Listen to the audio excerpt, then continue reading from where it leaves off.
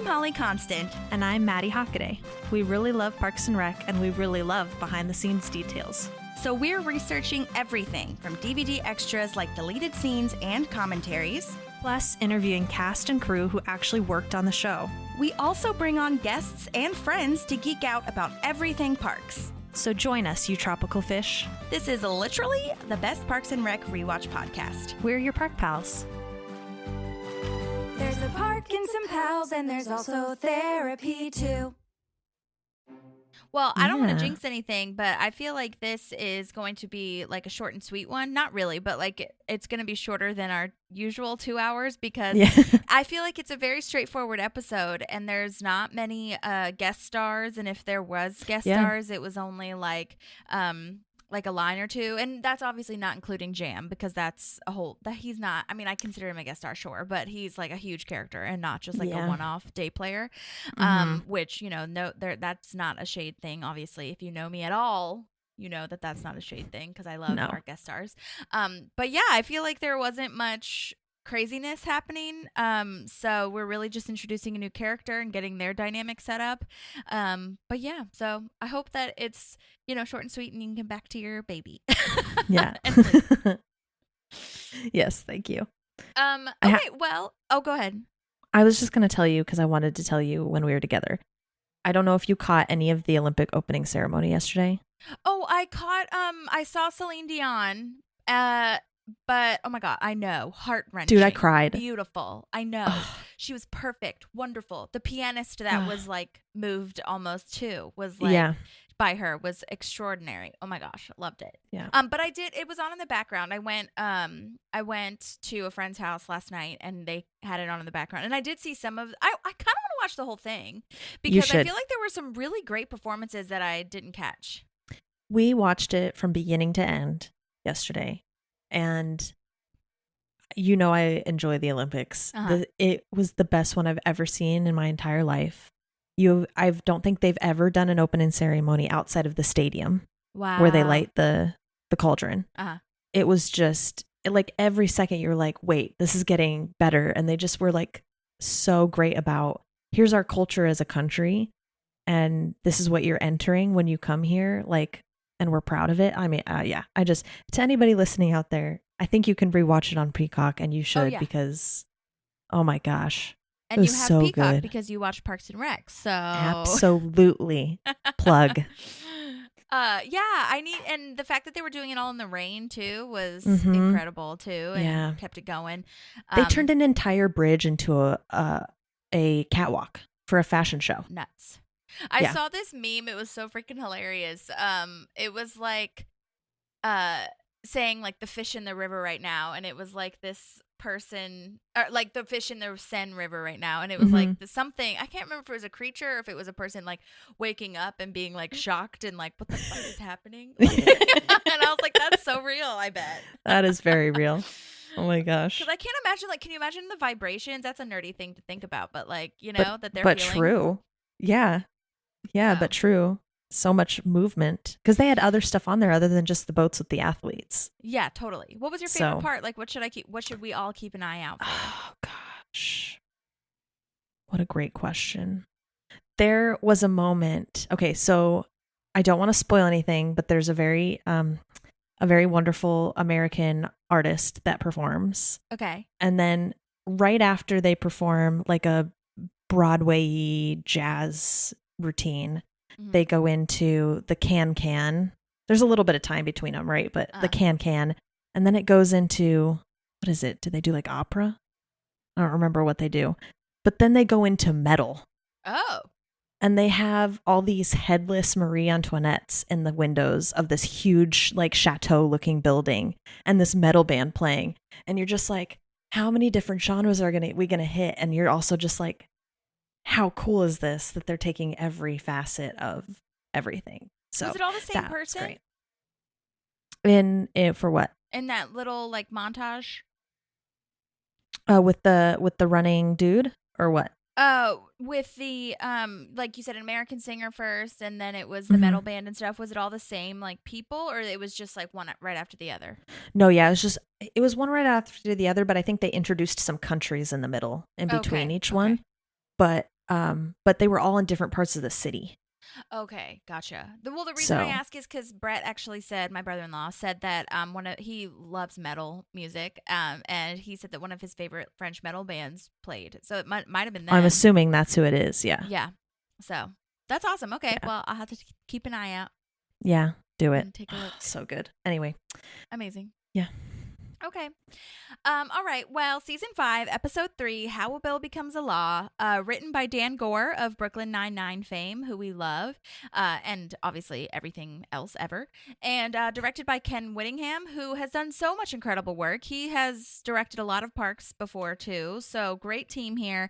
And, I mean, I feel like Dan and Ken, pretty much every, like, comedy thing / show in this universe, like Modern Family, Good Place, I feel, Brooklyn Nine-Nine, New Girl, that kind of stuff. Ken Whittingham was also really had a hand in Girlfriends, the show, and so like pretty much everything that you love, I feel like they had a hand in, or like especially Ken. Ken has directed at least one episode of like every single comedy show ever, and it's that's amazing. Awesome.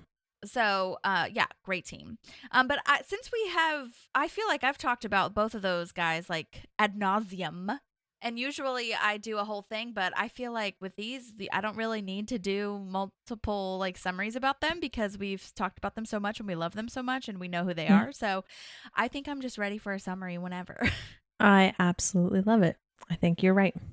Okay. Leslie is beginning to understand some of the things she might have to do to get stuff done in government. Chris starts a 311 line in the Parks Department that puts Ron and Andy to work. Ben and April try to take a special road trip. Yay.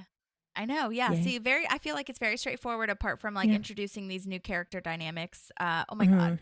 Great Ron episode, speaking of which. I know. What a beautiful start to a beautiful story that's going to happen. Oh my God. Yeah.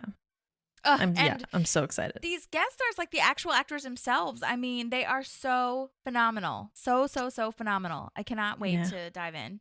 One of them is super. Yeah. Yeah. One of them is super. Yeah, I'm so lame. Okay. All right. So this episode starts with Leslie video chatting Ben, and she's in her new city council office. I love that she has a wall of inspirational women, and she is in the wall of women herself, which I love. I love that line. That. Yeah. I'm big enough to admit that I'm often inspired by myself. Absolutely. I love that confidence, and I think we should all see a little bit of ourselves in that. Like, I know. We should all be inspired by ourselves at some point. I know. And I used to have in my old office, I used to have like kind of a wall of women that I love too. And I feel like I should do that in this office as well. And then put my own picture on there. Yes, do it. I love that she has her mom up there too. I know. That's so special. And she honestly has women like everywhere around. I noticed that it was like there was one by her bathroom. So I like how she has those inspirational people to, inspire her. Yeah, I love it. For lack of a better word, because I just used inspirational 100 times. That's okay. Then she has the time zone, the clocks, even though Pawnee and DC are the same time zone. But like, obviously, she's trying to model it kind of after like the White House vibes. And I still love that, though. I think it's great. My mom and Randy, actually, when they lived in Singapore, they had a clock for every time zone that their kids lived in. Oh, so they had one special. for Singapore. Yeah. And then they had like 2 or 3 other ones, and it was that was really cool. So that gave me those kind of vibes here, is that she wants to feel close to Ben even though they're in the same time zone. It gives her some sort of like closeness. So totally, I agree. Love it. I agree. And then we get to the crazy part where she's excited that because she shows Ben that she has a private bathroom in her office, and Jamm is in there with everything exposed. I love that they have his junk blurred. It adds to it. It totally adds to it, and I don't really remember it being so prominently displayed. Yeah, they lean into this season, because Ivan and I also watched the woodworking episode last night when Ron wins his award, and Tammy's just on full frontal. Yes, too, like totally. And so I'm like snapping her fingers, like look at it. So, oh my gosh, yeah. So it's like they just really lean into that, like blurring out, because it's like, nobody's having to actually be out on display, but it's the comedy of it is great. Absolutely. So. And it's also like the bleeping of the of curse words. You know what I mean? Like it just adds to that. Oh my God, so good. Yeah. Everything, but like what I love so much about this is that like everything about this introduction is so Jamm and like how he's going to be the rest of the time that we know him, and it's disgusting. And his first like couple of words are talking about how he'll take his liquids in here and his solids down the hall, like so gross, so like inappropriate and weird, and it's so him. It's so character him. They knew who he was the minute they got him on screen. Yeah. And I think that's pretty great. Totally.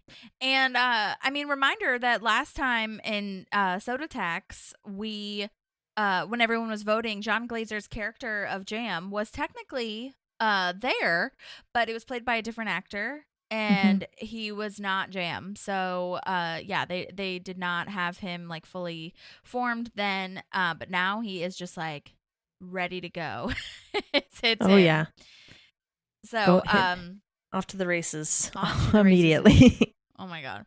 And a little breakdown on Jon Glaser. He is a writer and a sketch performer, really well known for Late Night with Conan, which I don't know that I super knew before. I mean, I kind of had an idea that he was a sketch performer and a writer, obviously, and a comedian and everything. But I didn't really know that that was like his first kind of claim to fame. But and then he was also, which I totally forgot. I can't believe I forgot this because I guess it's just been a minute, but he was in Girls, the show Girls on HBO. With Lena Dunham, and he plays like the neighbor who's like cracked out, drug addicted, whatever. And that was really I'm sure fun. He'd be great at that. Totally. He's also created shows on Adult Swim, which I'll need to check out. One's called Delocated and one's called Neon Joe Werewolf Hunter. So I definitely need to look into that. And then he's written a bunch of like late night written on a bunch of late night shows, talk shows, variety shows, like Dana Carvey show, The Daily Show, Conan, obviously. Jenny McCarthy had her own show at one point, and he wrote on that as well, which is wild. I had no idea. And then just as far as his like early career, he was a cast member in Chicago, Second City, with Rachel Dratch and Scott Adsit, who, if you watch 30 Rock, plays Pete on that show. So he's totally in that world, and he knew a lot of people before he came on the show because of his Chicago days, I think, and also just because he was kind of in the comedy writing world and, you know, Conan and all that kind of good stuff. So, but yeah, I was so looking forward to his entrance, if you will, and I really wanted to talk to him, but he is repped by CAA, which is the Creative Artists Agency, and that is like top tier famous people that do not have their contact information on there. And like that's not always the case, but like usually if they're repped by CAA, that's not going to happen. But he's repped by the same agent that has a lot of Abbott Elementary people too. So I thought that was really interesting. So I tried, I researched, I clicked on everybody's names, but I couldn't find a contact. So maybe I'll message on Instagram one of these days. Who knows? Yeah, there are some good Jamm episodes coming up. Specifically, the one that I would love to have him for is, I'm not going to remember the name of the episode, but when Chris has to referee between him and Leslie. Oh yeah, wild. That's a great episode. That's very true. That's very true. Or like when he is when Tammy is like manipulating him. Yeah, poor Jamm. Oh my God. That's when you really start to feel some sort of sympathy for Yeah. Awful. Anyway, so that's Jon Glaser. So glad that he's here now for Jamm. And I also love that we end this by saying, she's like, no, you can't have my bathroom. You can't go in my bathroom at all. Like, you can't use it. And he's like, your loss. And I was like, before she said it, I was like, how? Yeah, that's really funny. Just the way she delivers that is so good. And she's still holding Ben in her hands. And she's looking down the hallway, like delayed response. It's so good. Yeah. Oh, my God. So good. She also has her book on her bookshelf. Oh yeah, on display. Yeah. I feel like they bring that back in so many different episodes or scenes. Oh yeah, it lives on through the series. And then I noticed a sneaker keychain on her desk too. Oh, I missed that. Cool. Yeah, interesting. Like, was it attached to keys, you think, or no? I don't know. It just looks like. I mean, I guess I didn't see like anything attached to it, but it was a tiny sneaker, and the ones I've seen always have like a keychain thing on them. Oh, interesting. Okay, I'll have to look into it. Or I'll have to rewatch it. There's so many freaking details. It's insane. Yeah, I feel that way when we get into I have a note about that when we get into the parks department. Okay. Yes, can't wait. Well, now we are at the parks department, parks office, and Chris is telling us about his psychotherapy. We learn about Richard Nygaard for the first time. I love these kinds of character things, which we'll talk about later, but like we never actually meet him. We just hear about him from many characters too, which is lovely. But I think it's funny when he says like you can never share too often or too much, and I'm just like, I don't know if I agree with that. For friendships anyway, or like for coworkers, like with your therapist. Okay, sure, yeah, we need to talk about shit. But and then he turns right back around and said, like when Jerry says that he's gone to couples therapy, that's too much, Jerry. That made me laugh. I love Donna's line, keep us out your bedroom. I know. I love that so much. The delivery. And it's so cute because I just feel like Jerry is always trying to be like connected and vulnerable and, and no one sees the merit in it or like respects him for it. It's so sad. I know. Poor Jerry. But anyway, so Chris is introducing, like you said in your summary, the 311 idea where citizens will call about problems they're having in the town and the parks department will solve them, which sounds like Ron's nightmare. Like, I cannot believe that he is sitting there. Goes along with this. Yeah. I can't believe he's not in his office. Yeah. Like with his, doors closed and everything. Crazy. But anyway, so now we're on Pawnee today, unless you have anything else to say about the parks department. Yeah, so I wanted to mention about the background. So I was trying to pick out all these details, and I just hit a point where I was like, the amount of effort that went in to make this look lived in, right? Because I can't even pick out one thing to talk about because there's so much going on. There's so much clutter, and then there's all this artwork, and then all these flyers and all this stuff. Like, they do such a good job of making it look like it's somebody's daily workspace. Yeah, totally. So, I mean, I think it's just the detail is amazing. It's really well done. And then the fact that they brought in like different tables too, like for them to all sit at the 311, I feel like that also makes it just different and just a little bit more realistic too. Because people, I think that's what they would do. Yeah. The other thing I had was Chris Pratt's acting about he looks embarrassed for Chris. Oh, yeah. Which is just, I think it puts it in perspective because Andy doesn't get embarrassed about anything. Yeah. And also just the acting, like the way it was delivered, the facial expression was great. I totally agree with that. Yeah. This is a good Andy episode too. I mean, yeah. I feel like we're getting into like really using Pratt, honestly. Yeah. Okay. Anything else though? No, I'm ready to go.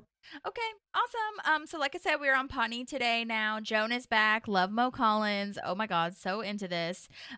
She's saying that apparently the approval rating for city council is at 3%, which is really sad. That's awful. So bad. But I love Joan's line of, I just love Joan. What the city council has done is embarrassing, in my opinion, and that's a fact. Yeah. No, that's your opinion. That's the definition of an opinion. It's so hilarious. I want to know if her hair's real or if it's like extensions or a wig. I know. Great question. I feel like if anything, they definitely like fucked with it to make it kind of seem like she had a night out or something the night before. I don't know. Or maybe she wants it to be that big. Who's to say? Yeah. I don't know. Yeah. Looks great. Yeah, and Leslie's saying, there's been gridlock, red tape, whatever, but she's passing a new bill, her bill, that will extend public pool hours, and I just love this, too. Like, can I get a big whoop? Yeah. Which, like, honestly, I kind of thought that they meant, like, extend public pool hours, meaning, this is stupid, but I get it, like, till, like, 8 or 9 or something, but they mean after Labor Day. That's what I thought, too. Yeah, I thought hours of the day as well. Yeah, and I totally like didn't even realize that until this like rewatch.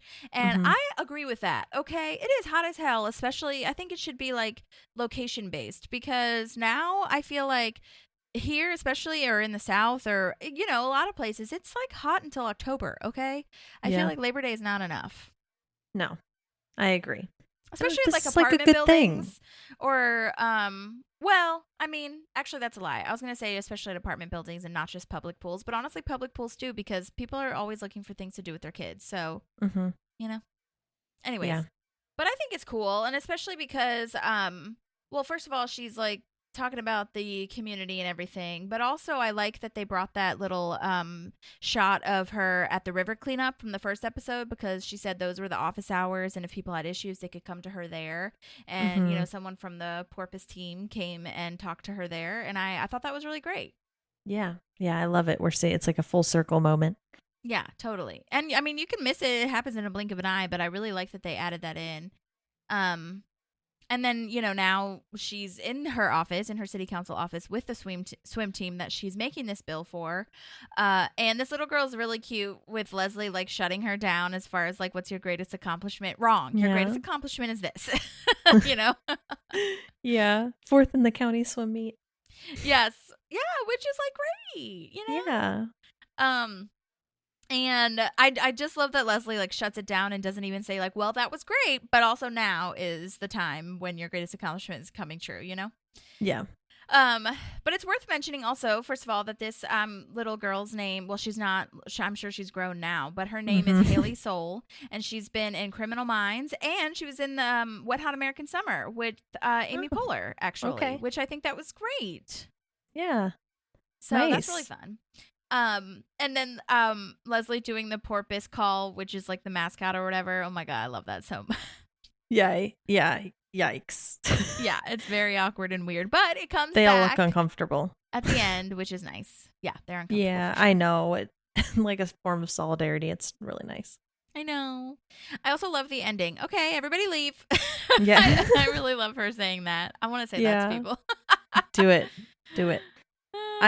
I noticed that on her coffee table, like in front of where the kids are sitting, she has a picture of her and what looks like Tom and April. Oh. And it was cool because all the pictures she has up there are like professional. These are the people that inspire me pictures. So it's nice that she has like a little homey touch of her friends in there too. Yeah, I love that. That's really cute. Yeah, I think it's important. Totally. Okay, so now we are at Ben's office, and April is wearing a suit. I feel like that's really nice, like a pantsuit. Good for her. Yeah. Or a skirt suit, whatever the hell it is. She's she looks dressed professional. up and looking professional. Yeah, I love that. And she's proposing a road trip to go see Andy and Leslie. I think that is still such a long way. There would be no way I would want to do that after I left for work, even if I left early. Absolutely not.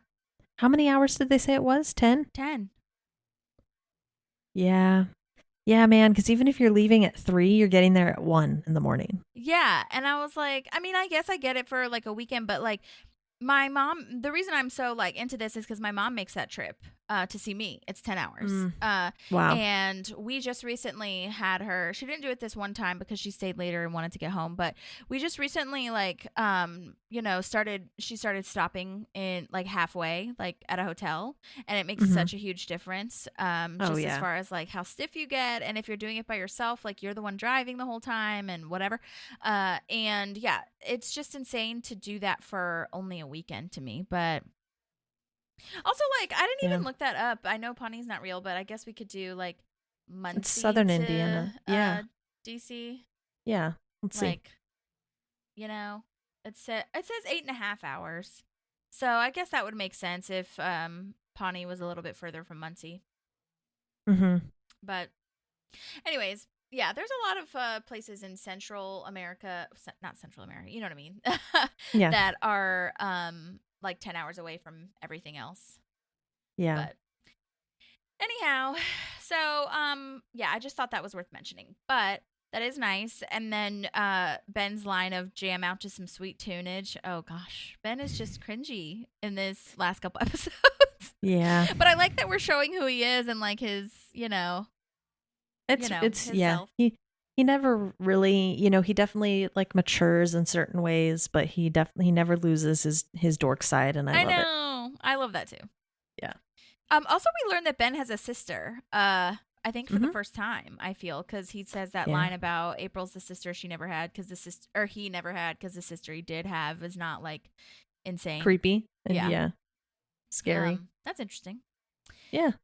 So anyway, okay, now moving back to the Parks Department with the 311, if you are ready. Yes. Well, Rana's talking to Diane. I don't think we know it's Diane yet, but we're talking about a pothole.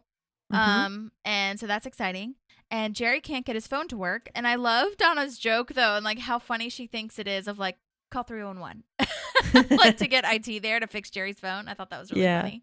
Oh my gosh, I love it. I don't know if you noticed the wire management is so bad. If you watch it back, you're like, someone's gonna die of an electric shock. Oh my god. The amount of wires that Especially they have Jerry piled. handling it. I know. Oh my gosh. Yeah, the first thing you see, I've never noticed it before, but now that we're obviously like looking for things, when it pops up, I'm like, oh my gosh, look how many wires. Is that all plugged into one strip? That's going to be bad. Awful. Oh my god. So the person that Ron was talking to about the pothole, like, keeps getting transferred back to him because Public Works won't answer, all these things. I like that Ron calls Andy Andrew. I don't know why, but I just really appreciate that. It's like kind of cool. And then he says, get your lunch, some water, and a 40-pound bag of asphalt. They're gonna go fix this pothole. Ron's taking it into his own hands, and I think that's really cool and great for him. Honestly, I don't know if he would have done that before. Maybe he would have because he enjoys that almost. Yeah, but yeah, he's gonna enjoy this more than being on the phones for sure. Totally, that's so true. Yeah. But and I think when he sees a problem, he wants to fix it. Yeah, absolutely. His patience is so low though. Like, she only called twice, and he's like, "Well, screw this. I'm gonna go do it myself." Yeah, totally. So. Donna's reading 50 Shades of Grey, by the way, which we don't technically find out until she's on the phone later, but I think it's worth mentioning now because you can kind of see the cover of it. Yeah, you can see the cover, yeah. And she, this is like a hot topic right now in this time when this is being filmed. I think this is probably the same season when we see Phyllis reading it in The Office. Oh, yeah, you're probably right about that. That's true. Oh, my God. Yeah, this was a huge deal. Huge deal. Oh, yeah. Crazy. It's a big thing. And then Jerry getting a call that was meant for 911. Oh my God, worst person to have answering your 911 call. Yeah, because he gets so flustered. He's not like, oh, I can forward you to 911. It's, I'm going to have to fix this. Oh my God. Well, and yeah, I mean, I think it's just like the person on the other end was so like flustered too and freaked out, so I don't even think they heard him say, no, you need to call 911. You know, right? Yeah. Well, anyways, now we're in the car. April and Ben are in the car trying to get out of the parking garage, and they're stuck in there because of the presidential motorcade. April honking is the worst, most childish thing ever to me. I was like, I would be so annoyed, I feel. Yeah. Well, reaching over and doing it too, and yeah. Also, side note, I know presidential motorcades take a while, but I didn't think they took this long for how they're saying it. Because it seems like it's several hours. Yeah. It should be like 20 minutes, 20, 30 minutes maybe. Yeah. I mean, I guess it could have been 20 minutes, but I feel like it was way longer than that, the way that they're talking. Oh, no, it's got to be hours because they were worried about running out of the gas, and they're, it sounds like it was hours.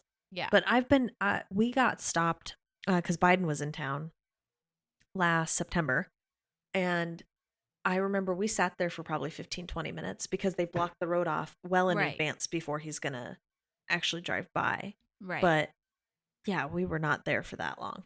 Yeah. I don't know. So. Very strange. Mm-hmm. But anyway, I did look up the guy who plays the parking garage worker. His name is Tyler F. Anderson. He's been in CSI, Shameless, a bunch of others. His last IMDb role was in 2018, so I'm not sure if he's maybe doing commercials or still, like, auditioning. I'm sure he is. But, good job to him. I did reach out to his agent. I'm just telling you all the tea. And he was like, I think they said that something along the lines of, like, he's going to pass, and plus it was only, like, a line, so they didn't think he'd have much to talk about. And I was like, I didn't say this part, but I was like, you'd be surprised. Okay. Yeah. First of all, what people can say. And secondly, I mean, that just shows that, like, not everybody wants to talk about it, I guess. Because there's a lot of people that had one line that send in like 20-minute voice memos because they're talking about their memories and they just had such fond, like, thoughts about it. Like, I thought about, and I know, like, some of her scenes got cut, so, like, she has a little bit more. But the one gal who, like, tells Ben that someone's on the phone for him for that, like, article or whatever, that was literally one line. And she sent in so many voice memos, and she was just excited to talk about it. So I think that's just, like, another reminder, too, for people. Yeah. We've had somebody given a voice memo I can't remember who it was, but who all their lines got cut. But you still reached out to them. Yeah, like deleted scene people. Yeah, that's true. That's true. Yeah. So, anyways, I did message back and say, like, well, we're interested in hearing all of it, like how you got the job, like how your day on set was, but I get it if you don't want to, whatever. Yeah. So, anyways, moving on. There we are. I'm wondering if there's a Volkswagen sponsorship here. Oh, maybe. Because that's what their car is, and then I only was able to see another logo of another car in the car port, but it was also a Volkswagen. Yep, maybe. I feel like it's Volkswagen and Hondas because that the Parks car is a Honda Civic. Right. So yeah, interesting. Probably, honestly, you know. All right. So Jamm is now checking Tom's teeth because Jamm is a dentist, and he moved here so that he can make money because Pawnee's leading industries are corn syrup and rubber nipples. I do love that line. DDS doesn't stand for dumb, dumb, stupid. Dumb, dumb, stupid. I like that. Love I'm stealing that. That's mine now. I know it's good. He's like so I do that serious all the time. about it. Yeah. But if somebody says something that I think is funny or I like what they say, I'm like, I'm gonna steal that now. Yeah, totally. So. Anyway, he's wearing also like an old fashioned dentist outfit, and let me just tell you, I have never seen a dentist wear one of those like in my lifetime, and I don't know if that is just like an area thing, but even when I went to the dentist as a kid, and my dentist now just wears like a nice button down, like he does not wear a dentist suit. You're talking about the white coat? No, like, you know, I get it kind of looks like a white coat, but like it kind of buttons like a collar right here, and it's like an actual shirt, like a dentist shirt. Yeah, I've never had my dentist wear that. It's very Little Shop of Horrors vibes. Like 1940s maybe dentist. Yeah.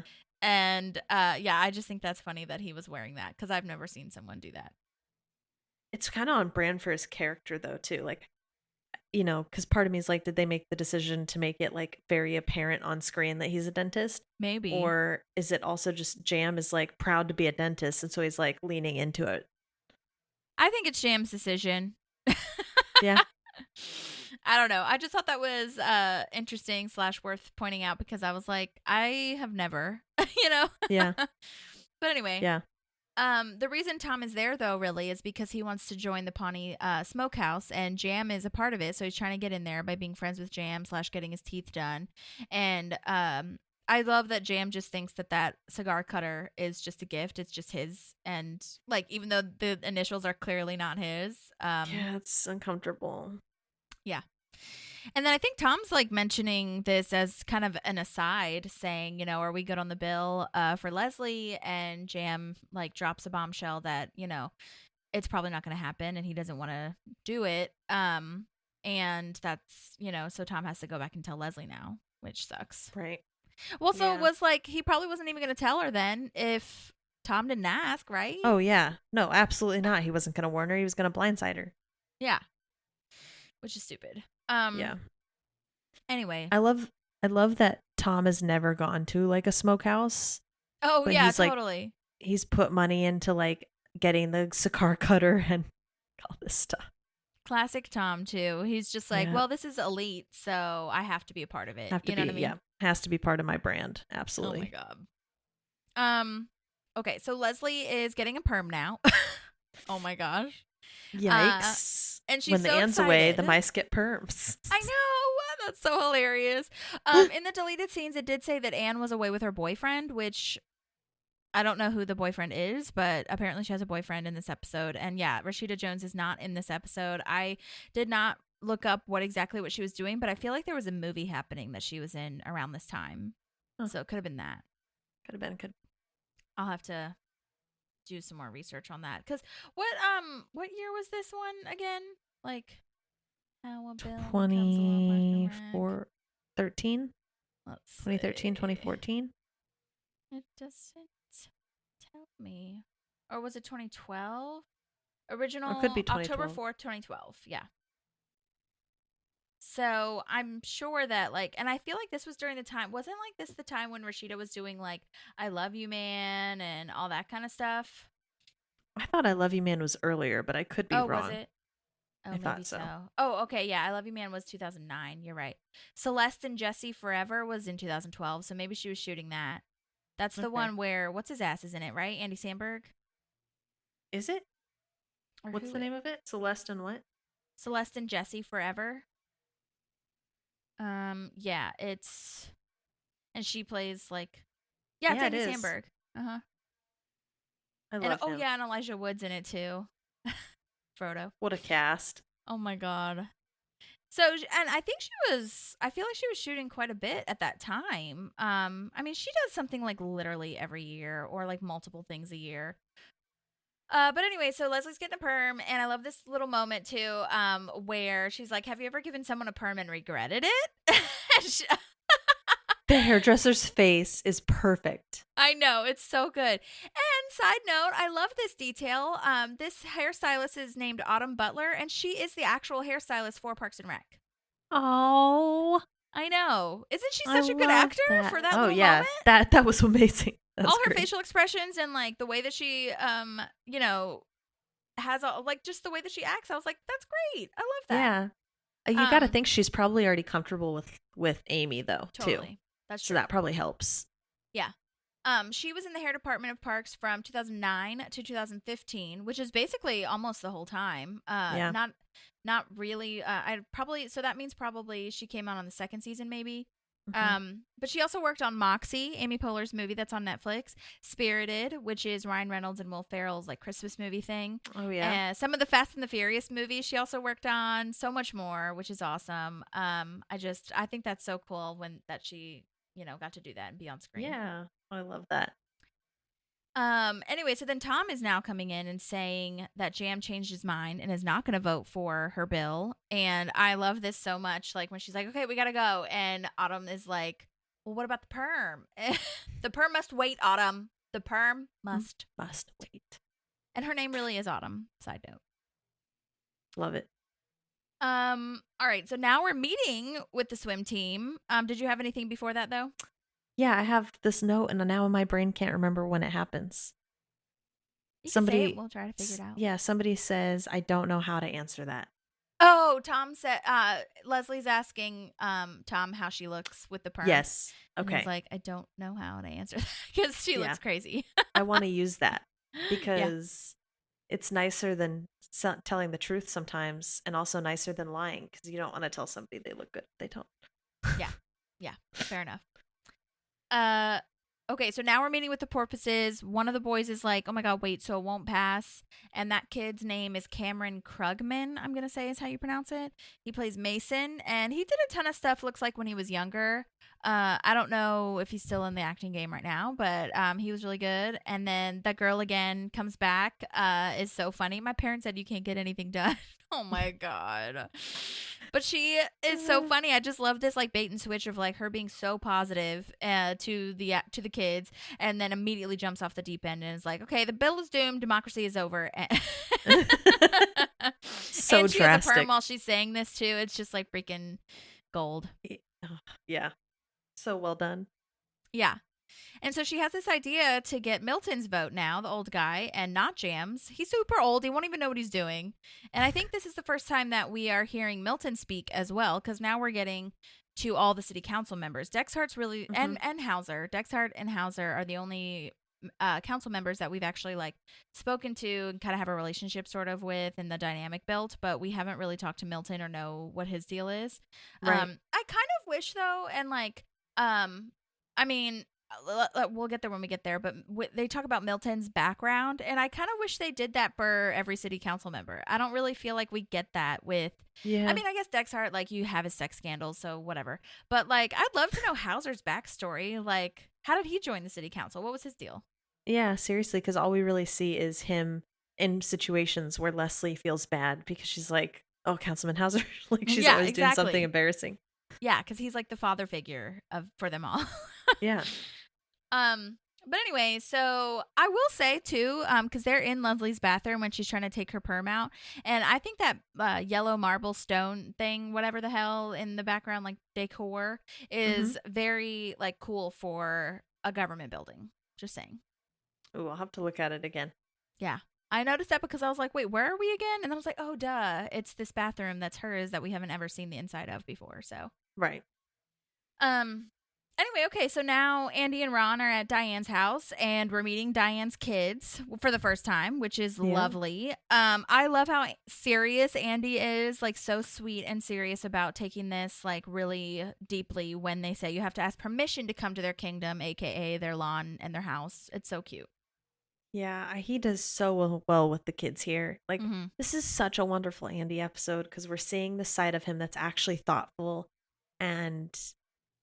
Yeah, because we always just think of him as this like klutzy, like just flies by the seat of his pants guy, and he's doing a lot for other people in this episode, and it's really cool. I agree with that. And I mean, I think it's just like so, which we do that all the time anyway, but I think it's also really interesting to see that he is a kid, so he's going to get along with kids / know how to handle or like play with them. You know what I mean? So that's really interesting.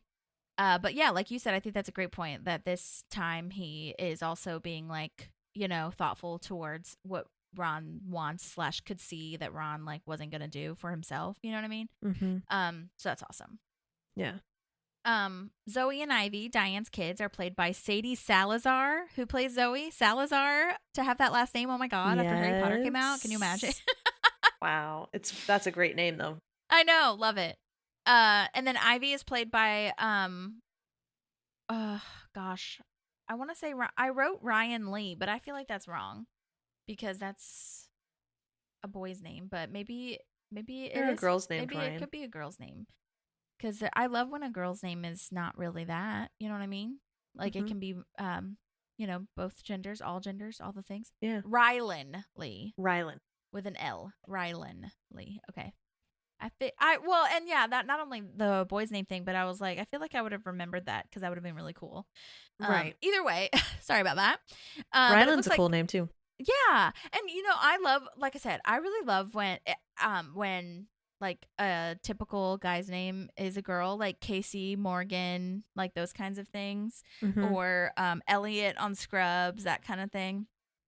Or like when I put when my cat's name is RJ, you know what I mean? But I had never heard of Ryan, so I was like, maybe we should start naming girls Ryan now too. I've met a girl Ryan. Oh, nice. Okay, cool. Yeah.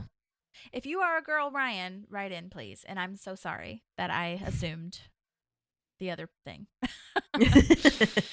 But it's not a laughing matter. I am sorry. But her name is Rylan, with an L. And it looks like both of them have acted since, but I don't see too much, so I'm not entirely sure. But they were really funny, and I'm so glad we start to see them in this episode, like kind of get on Ron's like soft side, kind of, and then we kind of build from there. But yeah, and this like whole arc for Ron is starting right now, which is amazing. Yeah. Oh, I'm so excited. Yeah, totally. And Andy, like, immediately starting to play tag with them is just really hilarious. So, love that for them. Your tax dollars at work. Right, exactly. So now Ben and April are in the car, still waiting. He has a lot of soundtracks. I'm actually on Ben's side with this. I love soundtracks so much. I don't know if you guys remember the OC, which Chris Pratt was on, by the way. But in high school, that was like a huge deal for me. That soundtrack, and I think it changed a lot of people's lives, honestly. That soundtrack is what got me interested / like had me learning about music supervising, which is when you pick the soundtracks and music for, you know, the scores, basically, but not a score for the soundtracks. And I was introduced to so many cool bands that way. I feel like so many people that combine the music aspect, like Scrubs does a really good job of that too, combining music with the, you know, with the TV show. And I think that a lot of these shows, like Parks didn't do too much of it except for like with Tom Petty every now and again, and that All Will Be Well song when they're traveling to the Grand Canyon or whatever. And I feel like, I don't know if it's like a money thing or like, I don't know why more don't do it. I feel like comedy doesn't do it very often. I feel like it's more like if there's a drama, and I know Scrubs was comedy, but they had a lot of dramatic scenes in there too, like way more than Parks ever has. So I feel like that's a very big thing. Like Grey's Anatomy is huge for, you know, all that kind of One Tree Hill has one of my favorite soundtracks ever. Yeah. Whoever was in charge of supervising for that, I did the same thing that you said. Like I had the soundtrack for each season on my iPod in high school. Yeah. Yeah, so 500 good. Days of Summer was a big one too. Like, yeah, so good. People really, I think, don't really take into consideration how amazing they are. So when April kind of shuts it down, I was like, I think that you are being really close-minded and not even thinking about it, but she's just annoyed at this point, so whatever. Yeah, and she's finding ways to make fun of him. Yeah, totally. Also, like, he shouldn't be embarrassed about Benji's Funtime Jams because Salt and Peppa's Shoop song is fucking so dope. Good. Yeah. So, like, that is not an embarrassment. That is no, a absolutely point not in my book. Yes, I agree with you. So good. Okay. So now we're meeting with Milton, if you don't have anything before then. No, my next note is about this. Yeah, he's eating a gross Caesar salad. Side note, I love Caesar salad. It's one of my favorite things, but the way he eats it and describes it is just like makes me want to not eat it ever again. I feel like they put extra dressing on it. They had to make it look extra soggy. Extra and gross. anchovies. Gross. Ugh. Also, Trader Joe's has a vegan Caesar salad dressing. Oh, yeah? And it's so good. I love it. So, side note, right. if anybody, is a vegan or vegetarian or whatever, because, I don't think a lot of people know that anchovies are in that dressing. So, yeah, just FYI. I learned that this year. Really? And I was disgusted. Yeah. It's weird, but it definitely gives it that salty flavor, obviously. But, and Caesar, I learned this on, honestly, some kind of Guy Fieri show. Or maybe it was on the news, honestly, because my mom, every time she's here, she watches the news. And sometimes it's not like the news. It's like the local, whatever. What's like, going on? Talk of the town situation. But I think it was like, oh, God, I don't even know why I brought up. Basically, long story short, Caesar is not named after, like, the Roman Caesar. It's named after a different Caesar that, like, invented the salad. And I think so many people think Caesar salad is named after the Roman Caesar. Right. It's actually Mexican. Caesar salad is. Oh, okay, cool. Yeah. Yeah, it's like wild, and like so many people I feel have so many different like ideas about like what exactly goes in it or whatever, but I love Caesar salad so much. I feel like Caesar salad and wings is like I will eat that any day of the week. Wings. Now I want wings. Oh my God, me too. Anyway, sorry. Okay. So back to Milton. He's eating a gross Caesar salad. He's super old, super racist. And this is why there should be term limits. Okay. She said that he served since like 2009 or 19, whatever. 1948. What the fuck? Why? Do you know how long that is? That he's got to be in his 80s. Yeah. Right? Apparently he was. Oh, shoot. They said it too. So. Okay, we're talking about Milton. We're hating on Milton right now, but the actual actor himself was very old. They did not put any makeup or anything like that. His name is James Greene. He comes back quite a bit, which we know, and it's fantastic. He sadly passed away in 2018. Aww, so sad. Milton. He was like... I looked it up too. I want to say he was like 90 or something when he passed away. So he was really, I think he was in his 70s or 80s when he filmed this. And he was having a nice run at his older age too. He was in Modern Family around this time. Brooklyn Nine-Nine as well. Patch Adams was obviously before that, but he was in Patch Adams. He was on Broadway in 1951 in Romeo and Juliet, which is wild. The last thing, I mean, he was acting up until his last moments, I feel, but he was acting in a web series called Break a Hip, which I think is so funny. But awesome. When I looked it up, Christina Pickles, who plays Ross and Monica's mom on Friends, was also in that with him. And I was like, oh my God, I love her. That's awesome. So shouts to you and pour one out for James Greene because he did a great job. And I love when they dye his hair black or maybe give him a wig or whatever when he's trying to be younger later. Oh my God. But yeah, he was definitely up there in age. That was not, any sort of age makeup or anything like that. Yeah. Yeah, he does such a great job. Such a good job. Which also begs the question of like, how did they keep him safe when he fell, when he was trying to kiss Leslie? Like, I wonder if that was like a stunt double or something. Oh, could have been. Yeah, anyways, that's true. Because even falling on a pad, you're still falling. You know what I mean? Yeah. Yeah. Anyway. Yeah. Love and hate that Leslie eats the salad and makes Tom eat it too. And I love the line of, you can really taste the ignorance. It's pronounced anchovies. And it's so smart. It's so smart. Because he doesn't even know what ignorance is. Yeah. He's just, oh my God, so smart. Yeah, he's still back in the 40s when he's trying to deintegrate baseball. Oh, yeah. Oh, my God. Say that again because I talked over you. Go ahead. No, you're okay. I said he's still stuck in the 1940s where he was trying to deintegrate baseball. Oh, my God. So. And that, like. That's not okay. Not okay at all. The Dixie crap party. Oh, my God. Vomit. And that, like, what you call it? That picture in the background of an umpire throwing out a black baseball player. I mean, this is the kind of shit that, like, back in the day, it was like, oh, funny, whatever. But now it's like, I don't know. Yeah. I guess they could have gotten away with it. But it's like, you just can't think too hard about it because we've already been thinking so hard about it. So the comedy just evaporates immediately once you start to feel like, oh, this is real. That's not a joke. Yeah. You know what I mean? Yeah. Anyhow, now I'm back at Ron fixing the pothole, if you are. Yeah. Okay. Well, so he's doing the thing. Andy's still playing with the girls. Diane is clearly frustrated because he's not even from the public works department. And I get it. Like, I would be frustrated as well. But at the same time, I'd also be like, okay, well, someone's here. So I guess whatever. It's getting fixed somehow. Yeah, totally. And she walks away all like, okay, whatever. This is stupid. And that was the first time that we really see Diane, which is great. Yeah. Because I think Ron doesn't even really introduce himself or knock on the door or anything. He just immediately starts, which is very in character, very Ron. I feel. Totally. Yeah. Yeah, we meet her kids before we meet her, for sure. Yeah. Which I didn't know. Yeah. Yeah. I know. You don't really think about it, huh? Yeah. There is a deleted scene when there's a shovel, like, up against the van that they drove, I guess, in with all their tools and stuff.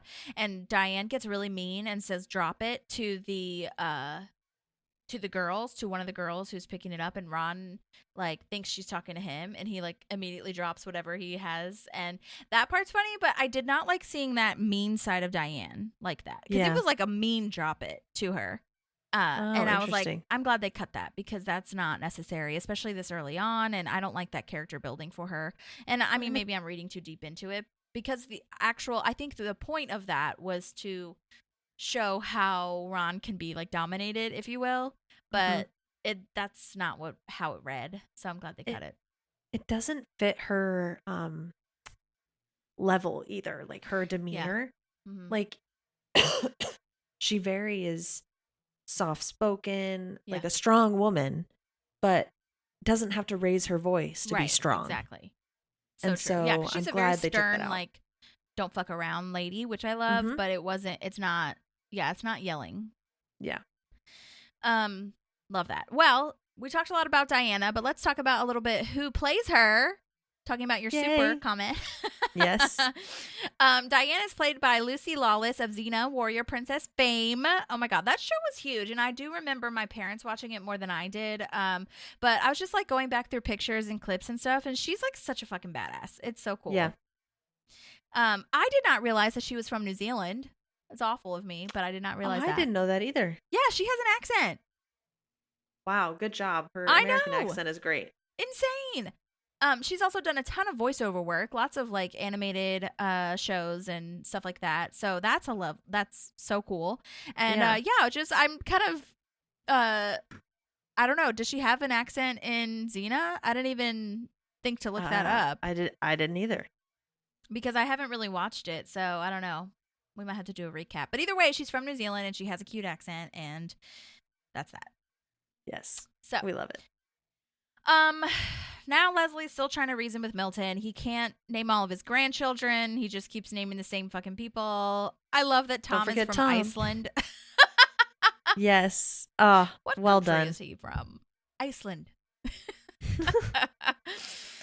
Okay, also, again, I don't know if I'm just on Ben's side for all of everything in this episode / like this season so far, but I love Ben's fan fiction. I think it's great. I think we also probably have an icky taste in our mouth for what happened in the last episode with April. Maybe. Like, for me, it's just, I think she's still working her way into my good graces again. Yeah. Because I just felt, I'm not even Ben, but I felt betrayed by that last episode. 100%. So, yeah, that was bad. Yeah. So but like also oh, go ahead. I was just going to say, he's offering to drive you home to see your husband. Like, can we just, you don't have to like it. would I like to sit and listen to somebody's fan fiction for like 2 hours? Like, probably not. But they're passionate about it. He's supposedly your friend. You listen to it. You know, you don't have to like lie to him and tell you liked it, but like, you don't have to be rude to him. Right. 100%. Also, like, I don't know, I love reading, and I have read many a Harry Potter fan fiction that I love too. So like when I was reading his actual, whoever wrote that, like from the writing crew, like they are well versed in novels. Yeah. And because I thought it sounded great, and I don't know, maybe I mean, I do, like, I don't read as much sci-fi, like Star Trek sci-fi, but I do love fantasy, and I just loved that idea of like, that line was really good to me of Data felt something. Of course, Data had never felt anything though, or whatever. It was something like that. And I was like, oh my God, I love that. I think that's really intriguing. Yeah. Side note, I did read that that is Star Trek fan fiction, and Adam Scott was in the Star Trek movie at one point. I can't remember which one it was, but yeah. So that's kind of cool for him. That is really cool. I love this this when April's like, I don't want to. He's like, I understand. Just listen. Yes. Is like, I love that too. I feel like I'm going to be like that as a parent. Mom, Honestly, I don't want to like... listen about this again. Oh, totally. I understand, but I understand. We're going to do it anyway. Just 1 second. Yeah. I would honestly, like, if there's any Star Trek fan fiction, I might read that instead of Star Trek. Just from this interaction. Anyway, I'll have to look it up. Like, okay. Could be good. Is Star Trek, this is stupid, is Star Trek a book too? I don't think so. I think it was a TV show. Yeah. Like, only. As a TV show. Yeah, that was its origin. Okay. But just like Star Wars has books now. Yeah. You know, and Star Wars did not originate as a book. Right. Okay, anyhow, moving on. Back at Diane's house, we're fixing the pothole, and then Diane kind of comes around, brings him lemonade, and they bond over Food and Stuff because he got gloves from Food and Stuff. She got the lemonade from Food and Stuff. She apologizes for being curt and asks how to fix the hole, and I really love that, actually. I think that's great. Now I can fix it myself. Love that. Bad bitch behavior, you know? Yeah. And I think that that is attractive to Ron because he can do it. But to have a woman who's strong and independent and wants to do it for herself too, I think is very cool. Well, and Ron does like teaching. You think about Ron teaching Anne how to do everything in Andy and April's house with the toolbox and all that kind of stuff. Like, I think he likes showing his passions, you know? It's just like, it's not always second nature to him to maybe think about doing that. But when someone asks him and he's interested in telling you how to do it, you know what I mean? Like, I definitely think he takes that, that old saying or whatever, the teach a man to fish thing to heart. Like, you know, I think that's really something that's very indicative of who he is. Yeah, absolutely. I almost wonder if he brought Andy along for the sole purpose of being able to teach him how to do this and maybe engage him. But then, you know, he ended up babysitting, which is okay. Yeah, totally. That's true. Why does he bring Andy? I didn't even think of that. That's true. Yeah. Like, I really think he was there to help him. Yeah. Speaking of Andy, though, I love that after they kind of smile together over the Food and Stuff thing, Andy's in his like princess crown and makeup and like making googly eyes, and oh my God, I love that. And then I also love that he doesn't know how to spell Kissing and starts to spell Mississippi favorite. It's and like then gets distracted by line. the bird. Like, again, he is a child, and look, I don't want to diagnose anything, but he might have a case of ADHD, don't you think? But yeah, that's or am I being unfair? Definitely possible. Maybe it's more just his childish behavior. It could be, yeah. So I wouldn't diagnose it just based off of. Yeah, off of that. There'd have to be other tests. Yeah, but he definitely loses so easily. Yeah, 100%. But anyway, so Leslie finds out that Jamm wants the office toilet in exchange for the vote, and it's really awful, and we hate him. I hate that that's even. Which I know it happens. It has to happen in our real government. And it makes me upset. Like that. Yeah, and this is Leslie kind of learning like how this shit goes down now, especially on this level. Because in the parks world, there was kind of, you know, that energy. But I think now we're seeing just a lot more different, like next steps, next level, next tier of how this works to get something passed. Yeah. It's always like a tit for tat, quid pro quo situation. So, yeah. Yeah. I love that Andy's princess name is Princess Rainbow Sparkle. It's so lovely. I love that so much. He has to correct Ron. Yes, exactly. And the girls really want to make Ron a princess, and Andy says that it would make Diane happy. And I love that Ron gets all high school defensive of like, what? Why would I care? Like, shut up. Shut up. It's so cute. Which shows us that there is something there. Mm-hmm. For sure. Oh my God. And then I hate this. Leslie goes back to Milton and he tries to kiss her. Shall we kiss? And then this is where he falls down and asks us if they can kiss with tongue. Because she's like, okay, I'll do it. We can kiss if you want to. Oh my God. Gross depiction of politics and men, and I hate them. Yeah. Yeah. Anyway. I hate all of it.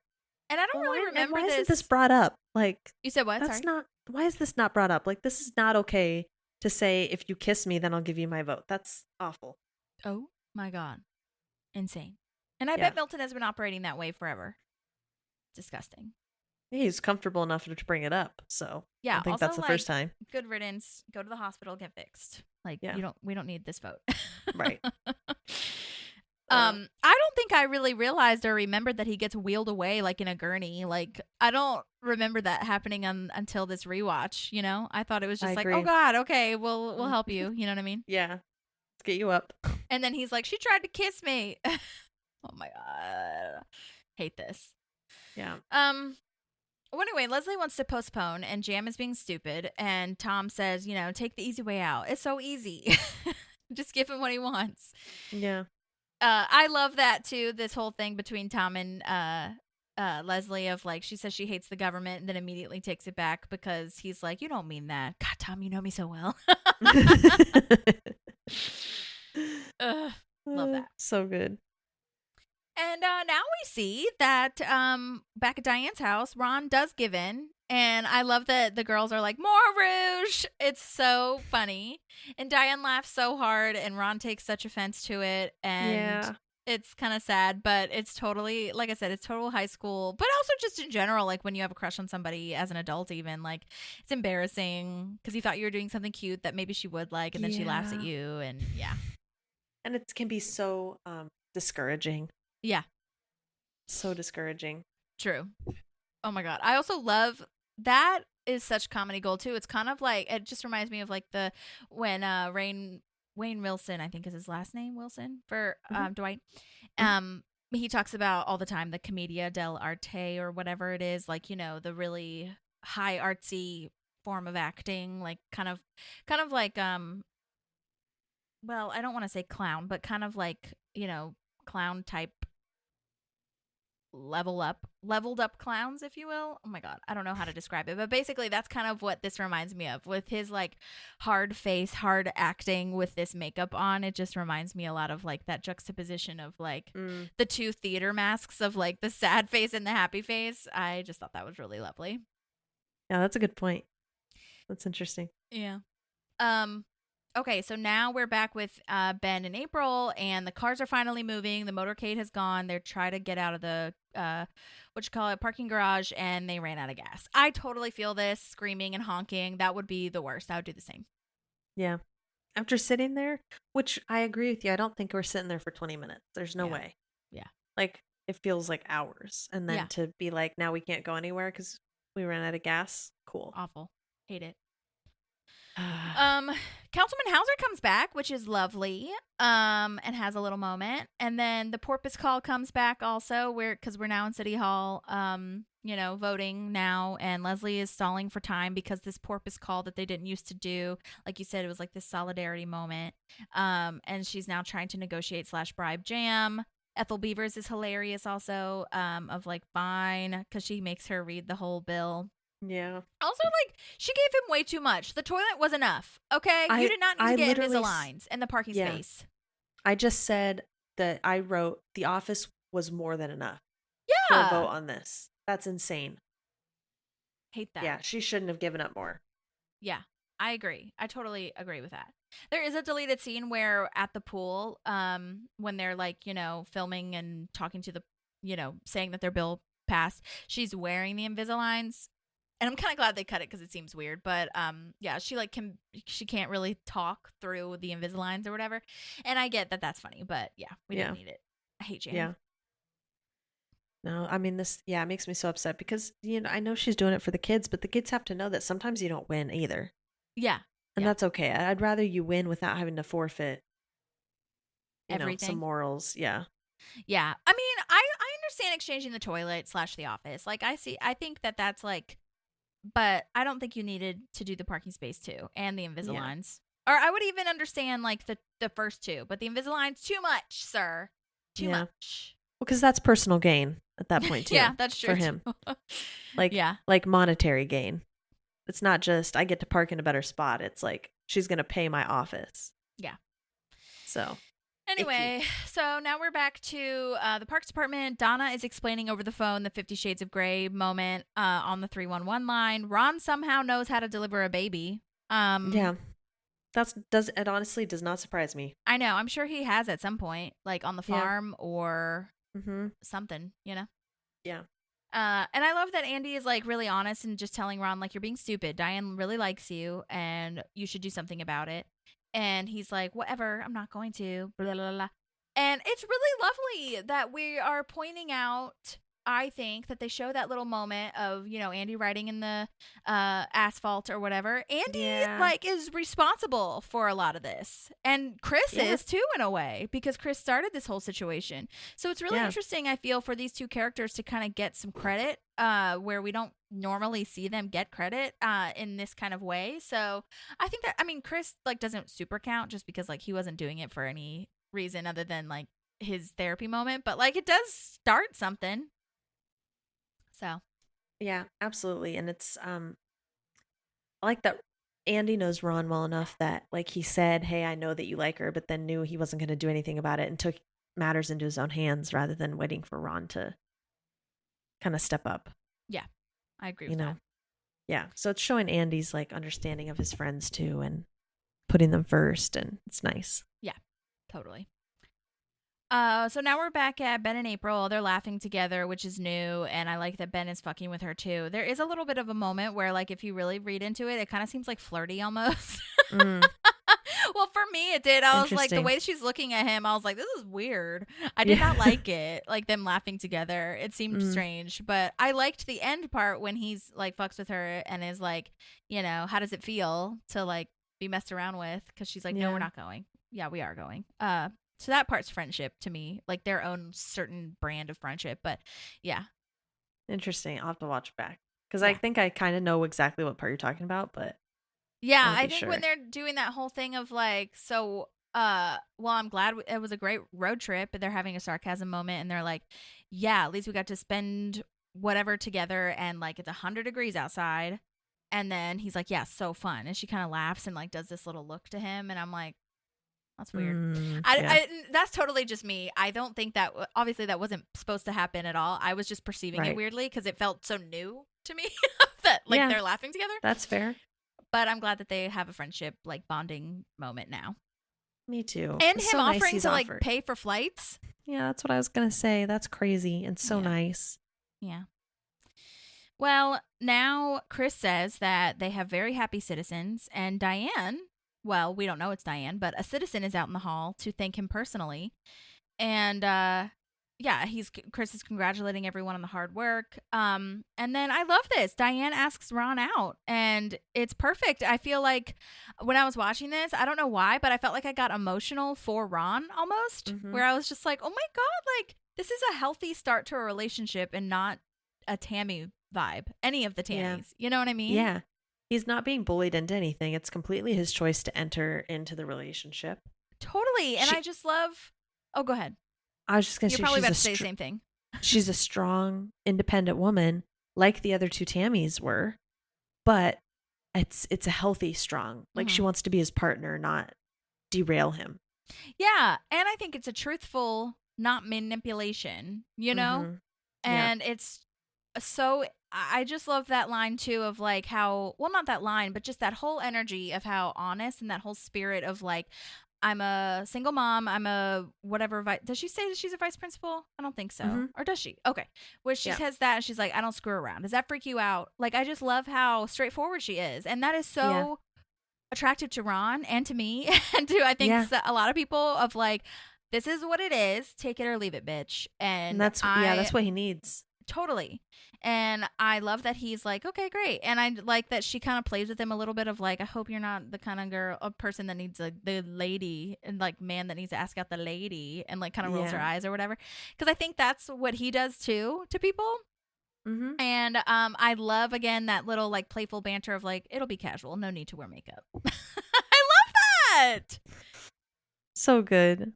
I just think everything about that interaction and their relationship, this start to the relationship, is great. Mm-hmm. I agree. And it's all because of Andy. Yeah. Crazy to think that. I know. Wild.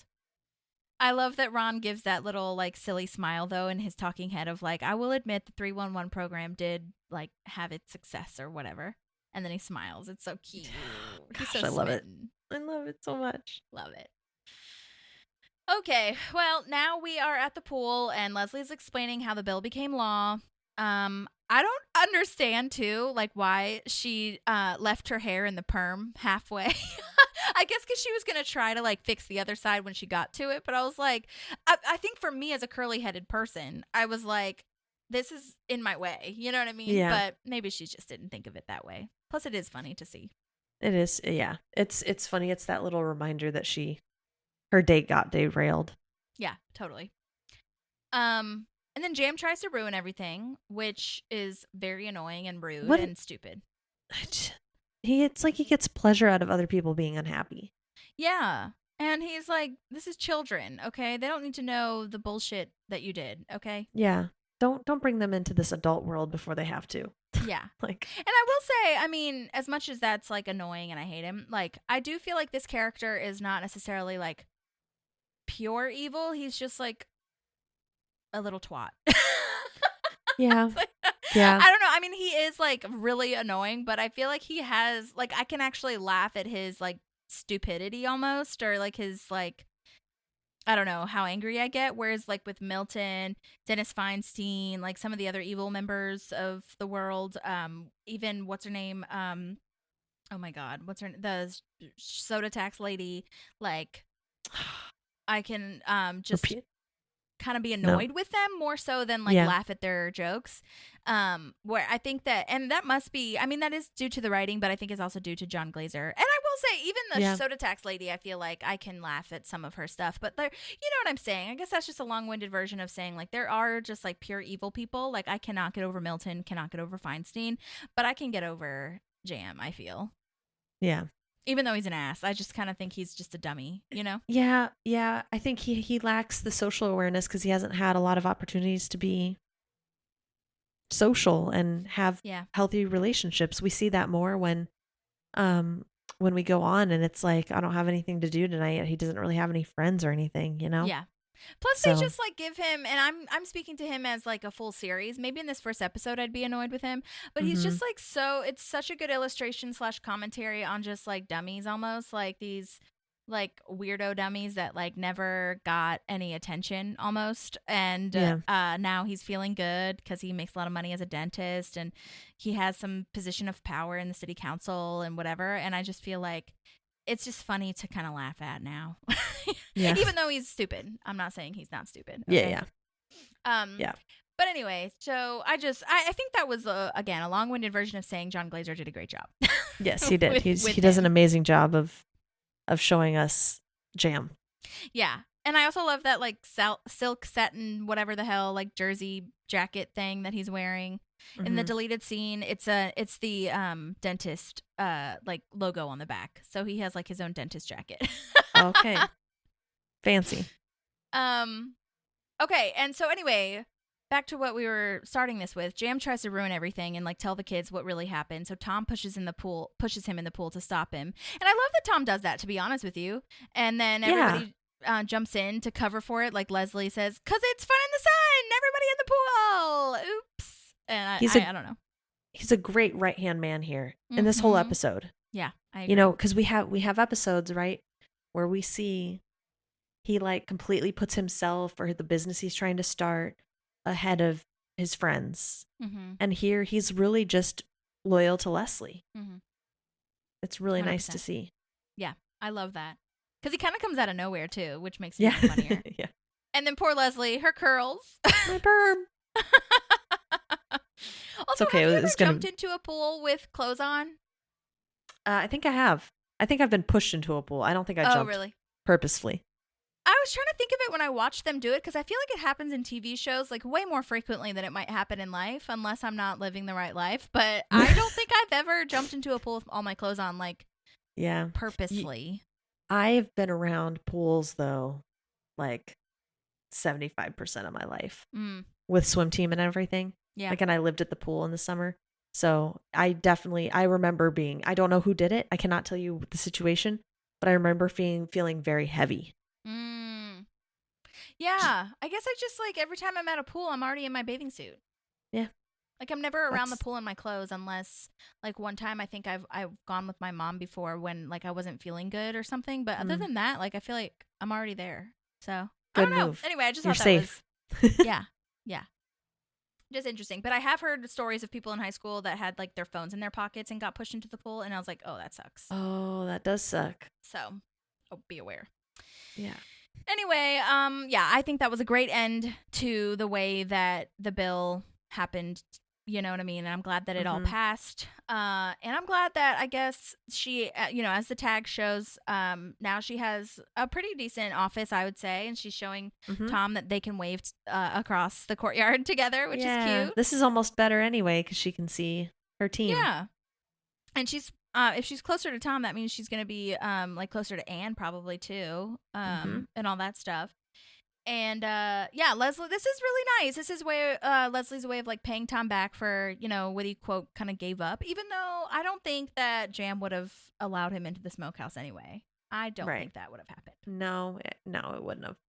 So, but anyway, so Leslie turns her office into a like Tom cigar club. Essentially, they get those super cool robes, which I would love to have a super cool robe. Oh my gosh, I know. I want one of those. Me too. Engraved or not engraved?